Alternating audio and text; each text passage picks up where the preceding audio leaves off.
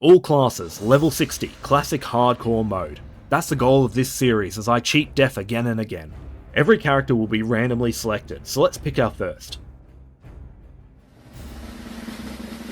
An undead female rogue, fitting for a hardcore run, and after randomising her look a few times, I get one that looks kinda like a banshee. With some help from ChatGPT, we have an appropriate name too, Morvain the Rogue. All of this will be taking place on TurtleWoW, so there will be some custom things compared to normal classic WoW, namely this NPC who starts your hardcore challenge. This custom content shouldn't make the challenge much easier. We just have some new spells and a few extra zones, but it's all the same classic difficulty. So, TurtleWoW's hardcore rules. Number 1, you can't use the auction house, so I will have to get my own gear. Number 2, you can't send mail to hardcore characters, so no free gold or free greens. Number 3, you can only group or trade with other hardcore characters within a 5 level range, so no getting carried. I will mostly be avoiding groups to keep this a solo challenge, only elite quests if I'm lucky enough to find someone. And lastly, a little positive. On TurtleWoW, hardcore characters have their fall damage capped at 10% of their health, because no one likes losing a hardcore character to a little slip. So I finish up in the starting zone and head out to pick some pumpkins, resulting in my first scare for the run.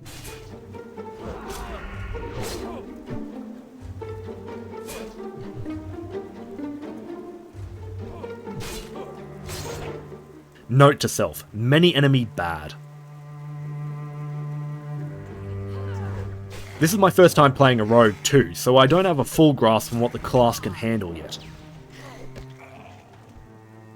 I grind further into Tirisfal, killing some Scarlet Crusaders at my own personal risk. One thing I'm learning with a rogue is that stealth is great for getting around, but also terrible for getting yourself surrounded by enemies. I might just play my rogue like a warrior to be safe.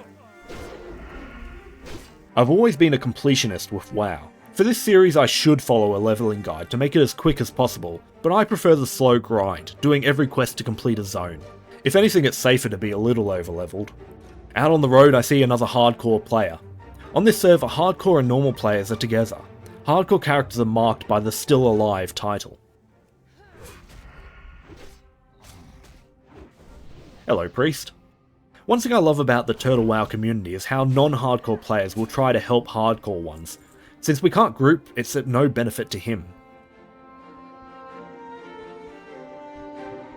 Oh shit.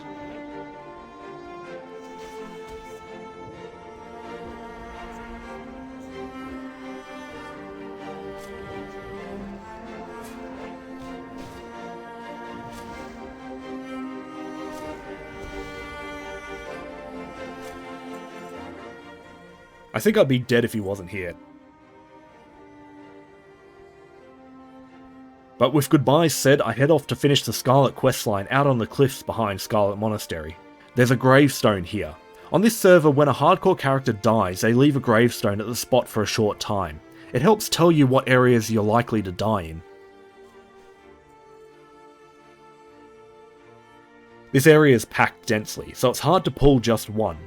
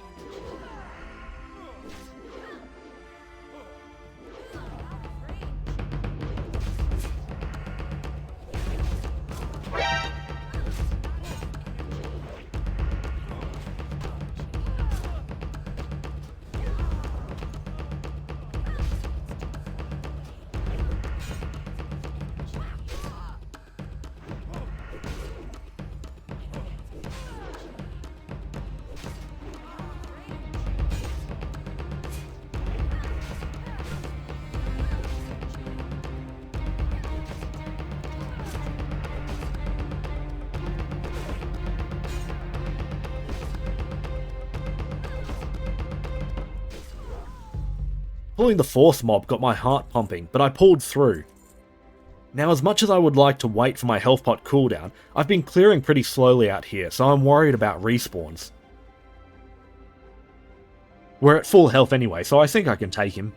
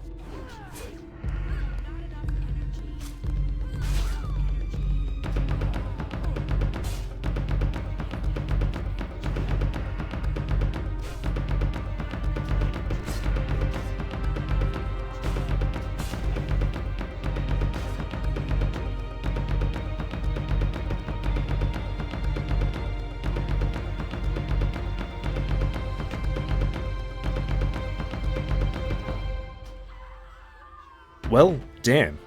Didn't even make it out of the starting zone. This was an embarrassing death, so let me recap it. Not having that health pot cooldown was the death of me. I should have waited. My health was too low by the time I got to the boss, and seeing it go down to 12 put the fear in me. I chose to try and run the moment he did. By the time I realised I could have killed him, I was worried he would return to fighting and kill me with one hit. The issue is the respawn outside. That felt way too quick. It was shorter than my health pot. I could have outrun the boss, but I couldn't outrun her, so I tried to avoid her by getting up on the wall, but I didn't realise it was a sheer cliff on the other side of it, and by the time I realised it, I was already in the jump. Not even the reduced fall damage could save me, and I ended up like that ghost on the cliffside in GTA, forever haunting that spot. Well, goodbye Morvain, we hardly knew ye. A druid this time, which means a much shorter race selection spin. Tauren, now that's my bread and butter. I have always mained a Tauren ever since seeing them in Warcraft 3, and I'm looking forward to spending some time in Mulgore. Once again, ChatGPT helps me generate a name, but this time it's a little less unique with its names.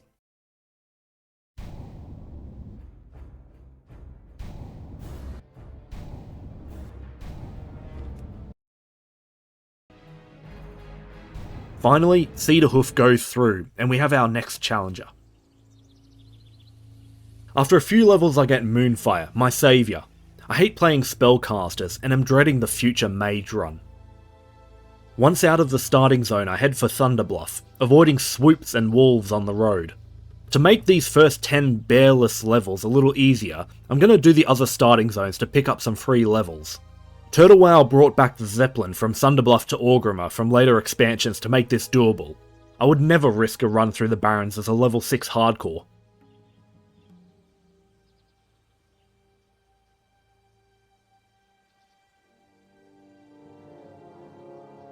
One starting zone later, I head over to Tirisfal Glades to pick up more quests.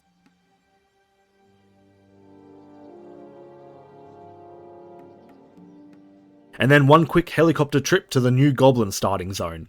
All in all, I gained around 3 levels from this. Not bad for no risk. But now it's back to Mulgore, where I get lucky and stumble upon a rare. All he dropped were some white gloves though. Then the true final boss of a hardcore challenge reared its ugly head. Lag. Thankfully I survived this, but it's going to be very anticlimactic if I ever die to a disconnect. Finally I reach level 10. Now I can get bear form and get the survivability boost I need. But first, a trip to Thunderbluff. Get out of my way, Swoop. Off to Moonglade to talk to a few NPCs before heading all the way back to Mulgore. Next up, I'll have to solo a level 12 to earn it. The prospect is terrifying, and it looks like some other druid met his end here.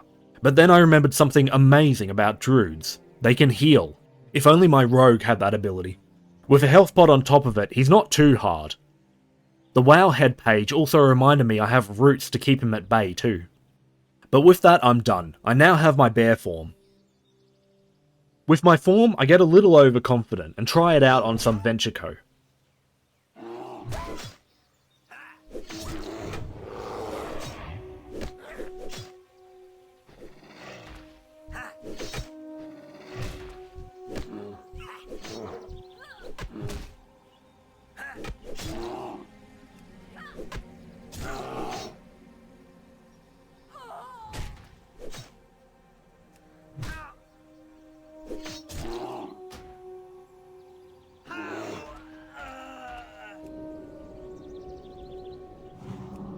I managed to steal a chest from my troubles, my first green. Once I finish Mulgore, I head to Durotar and the Barrens to do a few quests until I hit 16.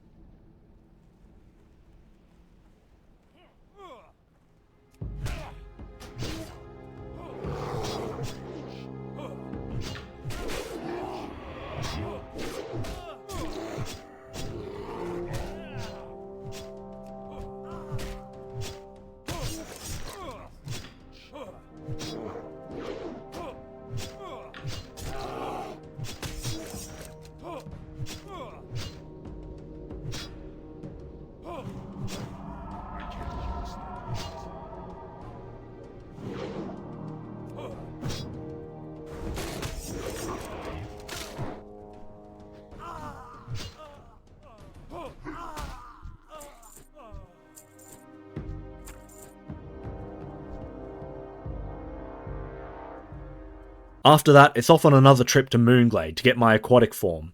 While you're mostly protected from fall damage, you can still drown on hardcore. This form will be life-saving. Back to the Barrens to get some corrupted water, and oh shit.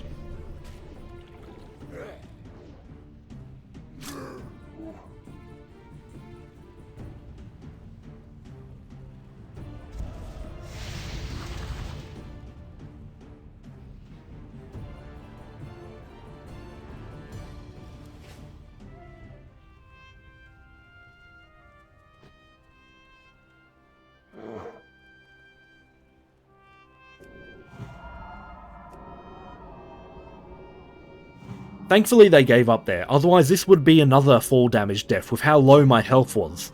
Finally, after all that, I have my aquatic form. Whee! Now before I get back to questing in the Barrens, there's one last thing I want to do. Screw you guys, and you, and especially you. Unfortunately there's no grave as I deleted Morvain to keep my character list clean, but let's conduct an experiment while we're here. Start the timer.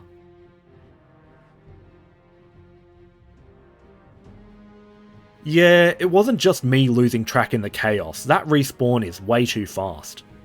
Back in the Barrens, I get a nice surprise and find my first shoulders. Stylish. Finally I hit level 20 and unlock cat form. Bear form is safer, but safety is for squares. I want some cat DPS. So I take it for a spin around the Quillboar that I have managed to outlevel by a lot with all my side questing. I get a nasty surprise while prowling around. An elite in amongst the Quillboar. I won't be able to get that guy without pulling her. What are you doing, dude? And he's a hardcore player too, the madman.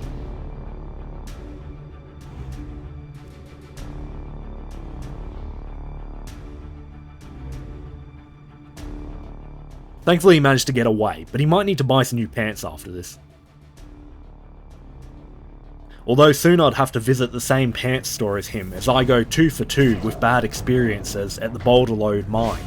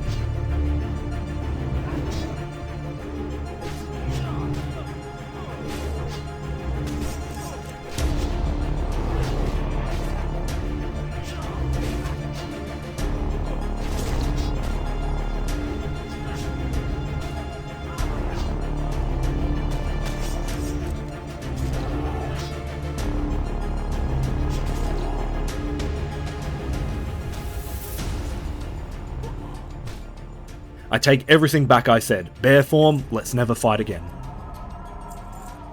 To calm my heart, I head to Silverpine to do some questing, only to nearly give myself a heart attack again. I need to watch where I'm walking. After some less eventful questing, I head back to Kalimdor to visit Stone Talon Mountains. And once more I'm back to fighting the Venture Code. And losing control of the situation.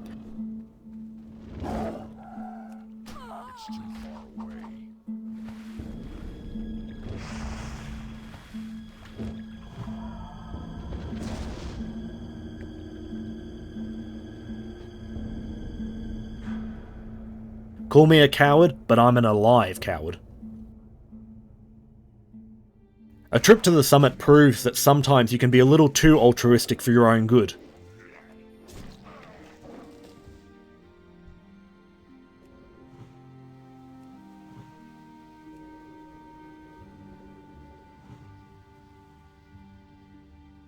With how low my health was, I was more at risk of dying than he was. Thankfully, they broke aggro. Feeling a little cocky from how over-leveled I was, I decide to try a Grey Elite quest.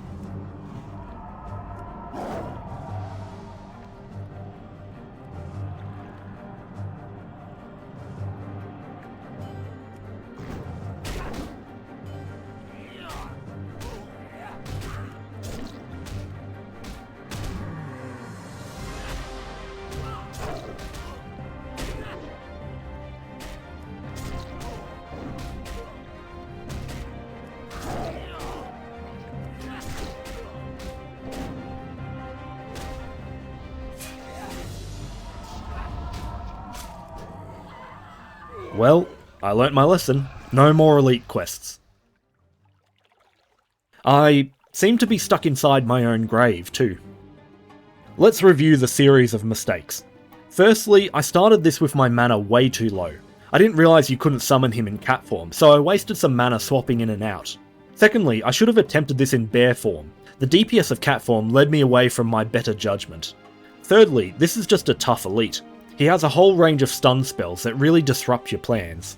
And lastly, I was spamming the button to exit cat form so fast I accidentally re-entered it.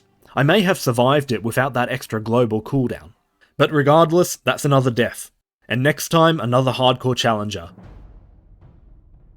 And this time it will be a hunter.